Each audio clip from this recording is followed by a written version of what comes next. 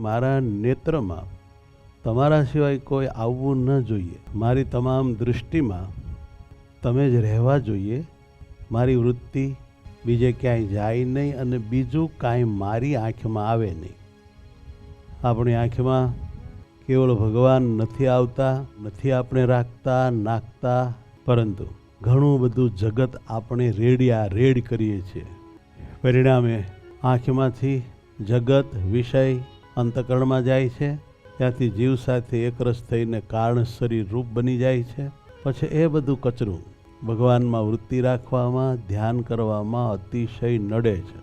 ત્યાં ગંદકી બધી થાય છે, એટલે ભગવાનને આપણા આત્મામાં, હૃદયમાં, મનમાં, ચિત્તમાં રહેવું પસંદ નથી પડતું, એટલે ભગવાન મંદિરમાં આવ્યા જાય છે. અને એક વાત આપણે સારી રીતે સમજીએ છીએ કે આપણી આંખમાં જો આપણે અલબેલાને રાખવા હોય તો ત્યાં પછી બીજી કોઈ વાસના, કોઈ કુદૃષ્ટિ, કોઈ પ્રકારની ગંદકી, કોઈ પ્રકારના જગતના ઉકરડાને સ્થાન અપાય નહીં.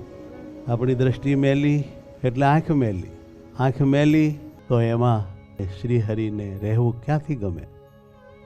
આપણી આંખ બહુ પવિત્ર રાખવી પડશે, આંટી પાડવી પડશે કે મારી આંખને હું મેલી નહીં થવા દઉં. કેમ? જે આંખ એક એવો દરવાજો છે કે ત્યાંથી મહારાજ પ્રવેશ કરીને આપણા અંતઃકરણ દ્વારા આત્મામાં પધારે છે.